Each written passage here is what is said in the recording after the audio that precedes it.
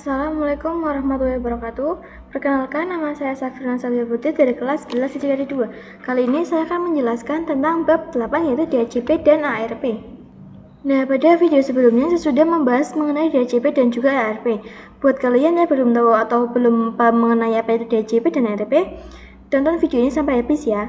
Yang pertama yaitu DHCP. DHCP merupakan singkatan dari Dynamic Host Configuration Protocol.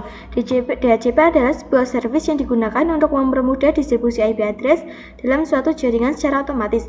Pada video sebelumnya kita sudah melakukan konfigurasi DHCP sehingga VPC sudah bisa mendapatkan IP address secara otomatis dari DHCP servernya. DHCP ini berjalan dalam satu broadcast domain atau dalam satu jaringan. Misalnya ketika ada sebuah switch yang terhubung ke beberapa jaringan, maka broadcast itu ibarat satu cakupan link di dalam jaringan tersebut. Nah, selanjutnya ada jenis-jenis DHCP.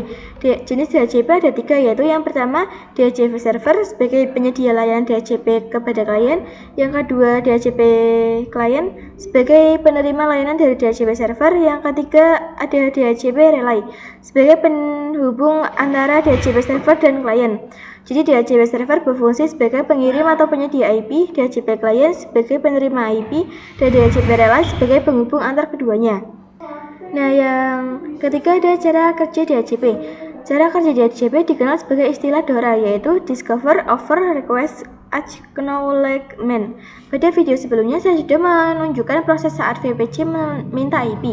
Ketika saya mengetik perintah IP DHCP, muncul tulisan DORA yang menandakan proses Discover, Offer, Request, dan Acknowledgement sedang berlanjut.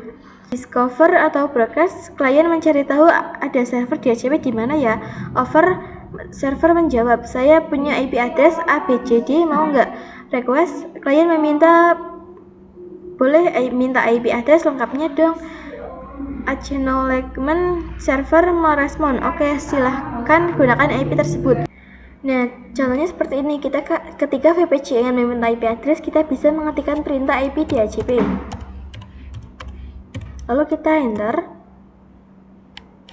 lalu maka akan muncul tulisan DORA, dan setelah itu muncul IP address yang diberikan, misalnya 192.168.40.127. Nah, seperti itu ya teman-teman. Selanjutnya ada ARP yang merupakan singkatan dari Address Resolution Protocol. ARP digunakan untuk memetakan mapping IP address pada layer 3 network layer ke MAC address pada layer 2 data link layer, agar kedua perangkat bisa saling terhubung. Informasi ARP pada kedua perangkat harus saling dikenali agar komunikasi bisa berjalan. ARP bekerja secara dinamis atau otomatis dari semua interface secara default memiliki fitur ARP yang enable. Selain itu, ARP juga bisa dikonfigurasikan secara manual atau statik. Nah, ini saya sudah masuk ke Winbox. Di sana ada yang namanya ARP table.